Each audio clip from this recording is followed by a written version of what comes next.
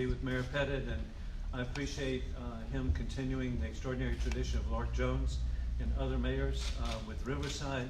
Just the past year to see the development, the jobs created. Gee whiz, it's fantastic, and what vision to take property. I remember visiting the property location and to visualize what's in place now. And gosh, so congratulations. And I want to thank us again too, that we've had wonderful staff people who make a difference here in this community. Garrett Tragano, Garrett, please come over, is the Deputy Director, just has come on board. And then Byron Thomas, who is a son of North Augusta and is working in our office in the Midlands of South Carolina. But every year, I'm really grateful to have the opportunity and come and review my agenda. I always like to begin, though, Mayor, and point out my heritage. Even though I live in Lexington County, and even though I was born in the holy city of Charleston, my heritage is here. My grandfather was born at Beach Island in 1888. My great-grandfather was born at Beach Island in 1860. So the Wilsons have been here for a long time, and so I'm just so grateful. And then I'm really grateful at our event in the Midlands. My wife actually made another announcement that I'm very grateful. I can tell the mayor and Councilman Presnell and others how much I appreciate Aiken County, but our family's gone one step further. My youngest son has proposed, and she has accepted Julianne Jett of Aiken. So we like people in Aiken County so much that they're marrying them. Okay, great. So that what the height of appreciation. And as we look at the agenda that I have for 2020, I'm just very, very grateful that it's built substantially on success in the midst of the chaos that's been in Washington. I'm really grateful that I have had the opportunity.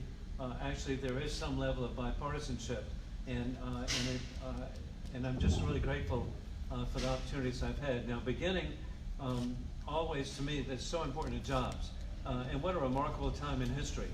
We have the lowest level of unemployment ever for the African-American community, for the Hispanic community, for the Asian American community. The unemployment rate of Aiken, Lexington, Richland that I represent is almost like 2%, less than 2%. And it's heartwarming to me as I go around the district to see the number of businesses that have now hiring, and they even qualify part-time, full-time. Wonderful opportunities for young people to have an entry-level job. And so I'm going to continue working with Tara Carroll here in North Augusta, with David Jameson, with Will Williams, with Mayor Osmond, everyone, and Mayor Pettit, everybody working together to recruit more jobs in industries. So I'm very, very grateful for that. Part of that is maintaining our right to work law. And I'm very grateful that I am the lead sponsor this year of the National Right to Work Law. We know the benefit of that. It's called jobs. It's called the jobs at Bridgestone. What a tremendous investment that is. MTU, the success of Michelin, which is in Lexington, the largest Michelin plant in the world. We have BMW in Greer, the largest BMW facility in the world. And then, of course, in the holy city of Charleston, we have Boeing aircraft. 10,000 jobs, but that's jobs in Aiken, because Zeus Corporation makes the tubing for the 787s, and AGY makes the interiors. And so when we think of the success of Boeing, I want you all to realize what we're talking about is Aiken County. And so I'm very, very grateful for the success. And then for Savannah Riverside, I'm just so grateful that in the most recent National Authorization Act, a National Defense Authorization, that we were able to maintain that there should be a two-site solution for pit production. That's very critical for our country. And I appreciate President Trump's leadership on that. And additionally, I'm very grateful that the Advanced Manufacturing Collaborative is proceeding at USC Aiken with the leadership of Chancellor Sandra Jordan. So over and over again. And then another fact, I want to congratulate Senator Tim Scott, Senator Lindsey Graham, President Donald Trump. Opportunity zones. I've seen in rural communities like Orangeburg, spec buildings being built and jobs created in communities that have been overlooked in the past. But again, the leadership of Tim Scott, Donald Trump, Lindsey Graham, how wonderful it is that I've had the opportunity to see this. Proceeding ahead, a great concern I have is indeed the debt that our country has, $22 trillion. This really has to be addressed. It's very sad to me that we came within one vote, one time, of having a balanced budget amendment, but I'm not going to give up. We know the benefit of a balanced budget amendment for the state of South Carolina, and we need to keep hoping and working to achieve this, and I will do that. Additionally, I've supported the most conservative budgets, most respectful of the taxpayers and the young people of our country, sadly, who are going to be saddled with this debt. Additionally, I want to see, again, the implementation of the tax cuts, jobs created by the President Trump, and then reducing regulations. The President, promises made, promises kept. He's reduced regulations. On foreign affairs, we want to strengthen our alliances around the world. The success of the President with the U.S.-Mexico-Canada trade agreement, Mayor, that people said it couldn't be done. It was President Trump achieved it. It's called jobs, and particularly it's jobs in the agriculture community of South Carolina. So I'm very, very grateful.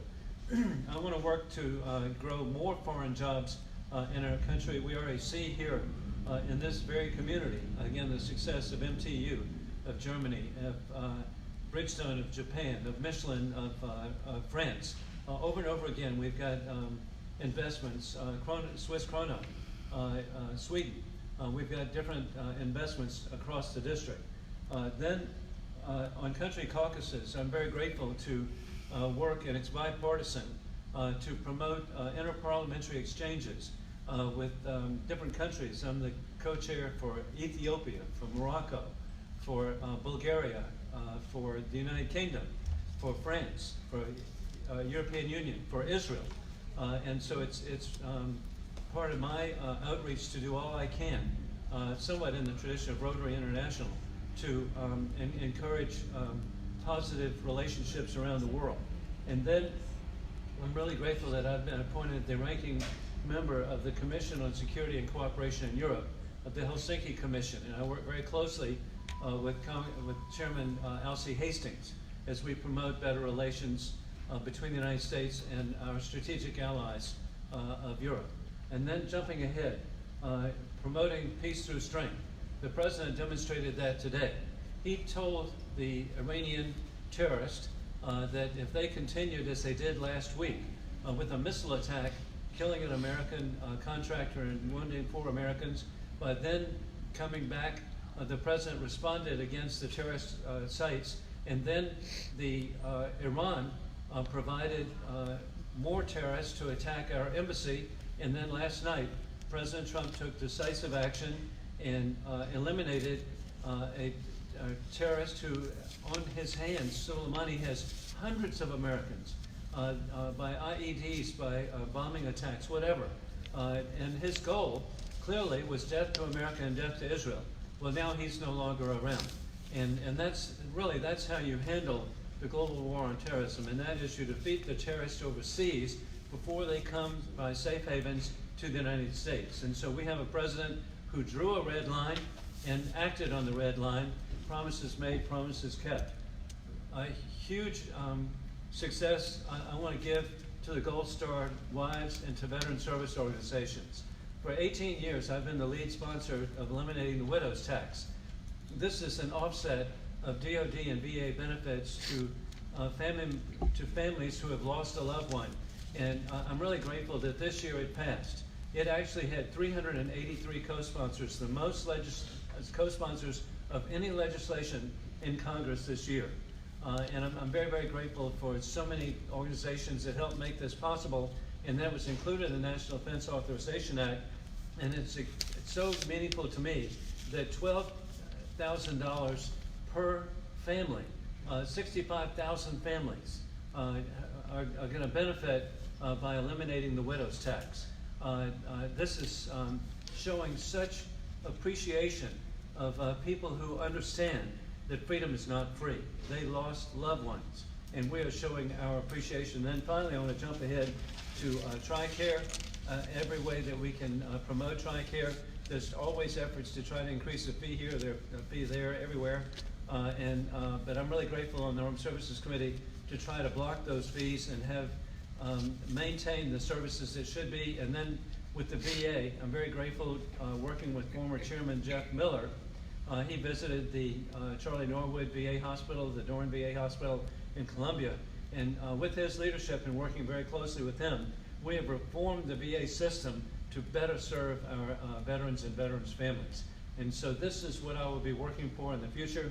Be happy to answer any questions. Yes. As this lock and dam issue keeps coming up, Yeah.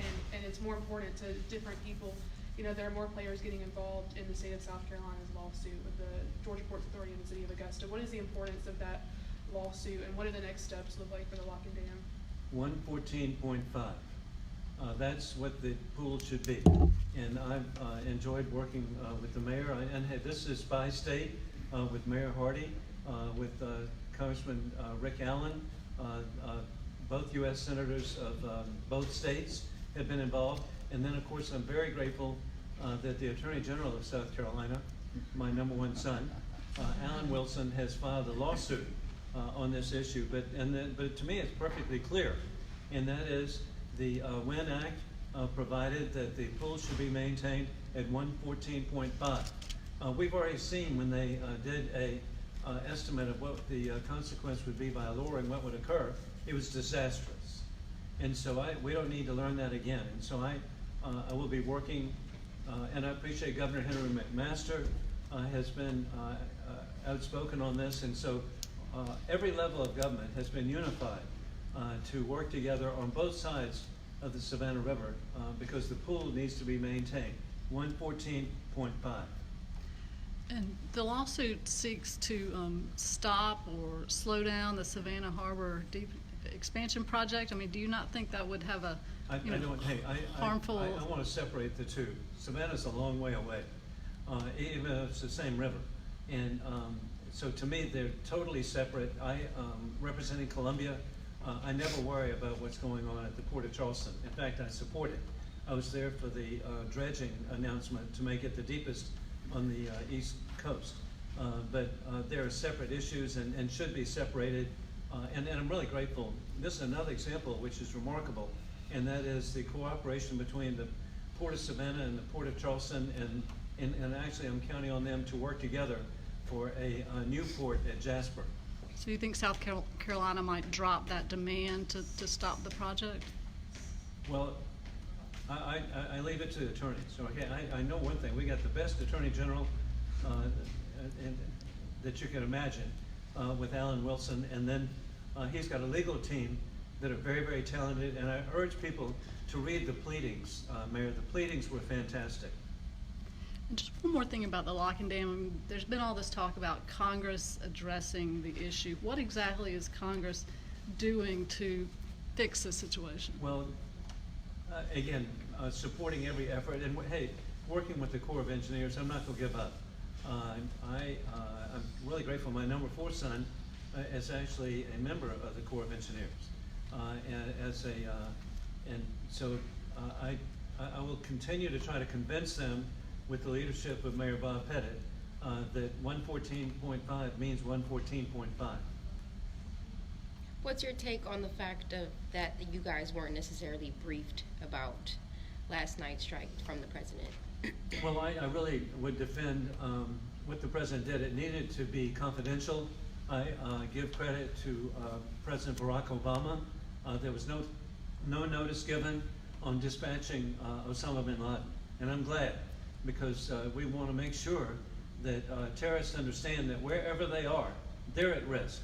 We know we're at risk. Everybody here, sadly, is at risk. We're in a global war on terrorism, and it'll be generational. But I relate it to the Cold War. We were told we couldn't win the Cold War, but America did. And now there are more countries living in freedom and democracy than in the history of the world. And so I look at that we're in a war, multi-generational. And then sadly, much of it relates to divisions within the faith of Islam. The Sunni Shiite divisions have been going on for 1,300 years. In fact, more Muslims have been killed in the global war on terrorism than Hindus or Christians or Buddhists. And so it's really a sad situation that we're in, but we've got a president that's standing firm for the American families, to protect American families by defeating terrorists overseas. Can you talk a little bit? Sorry. Yeah, and it's sad to me that the other political party really has been taken over by socialist anti-Semites. And so their view is going to be different, sadly, than what President Trump has so valiantly and courageously promoted. Yes? Can you talk a little bit more about pit production? You kind of went over it just briefly, Yeah, but yeah. like what do you specifically plan to see this upcoming year with it? I will continue the effort with Senator Graham and Senator Scott to make sure that every effort is made to have a two-site solution. The key point is two sites. And I appreciate that, and I look forward to working with Secretary Dan Bruyette to see that this is fulfilled of a two-site solution. And going back to our veterans, have you, just curious, have you had any vets contact you about a delay or denial in claims with Agent Orange? I would have to, I'm really grateful that we follow through anytime there's a concern. And overall, the level of complaints has actually dropped significantly. Due to the reforms of the VA, there's better service now than ever. What's the legislation, or which would you say would be your take on how to preserve the upstream of the pool in regards to the lock and dam? Well, my view is that the lock and dam should be maintained, and that it can be maintained, and whatever upgrading to maintain its safety for the people of this region. So if we end up no longer having the lock and dam, what's next? What happens after that? If we didn't have lock and dam, Mhm. it'd be disastrous.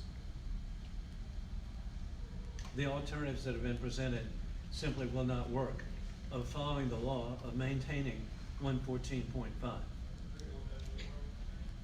So are you in support of fixing the lock and dam currently that we have? I would, yes. So would you kind of say that that also would work in you being a co-signer of Rick Allen's legislation in regards to the lock and dam? I'm sure that I already am. If I'm not, it will occur very quickly. And what's the status of that legislation? It's as most legislation, you introduce it and then you try to secure co-sponsors, as Drew Kennedy did over here, to get 383 co-sponsors. You try to get the maximum number of co-sponsors. Actually, lightning's gonna strike. The other political party actually had a pretty good rule that they put in place called the consensus calendar, that if you received 290 co-sponsors, it would have to come up for a vote. And that was one of the rules that I actually supported. And as we conclude, I'd really like to point out that I have brought for everybody, I consider it a very historic letter from the President of the United States, Donald Trump, to Speaker Nancy Pelosi. And this letter was presented to Ms. Pelosi prior to the vote, the Democrat vote, purely on party lines. But the President, I think, correctly identifies all the issues relative to what was going on last month. And then I personally want the people of the United States now and in the future, decades from now, to know how correct the President is. And so I have such faith in what he did that I put this 6-page letter in the congressional record. And I hope more people read it, because I'm confident that history is going to vindicate Donald Trump. But hey, thank you, and I wish everybody a very, very happy new year. Thank you.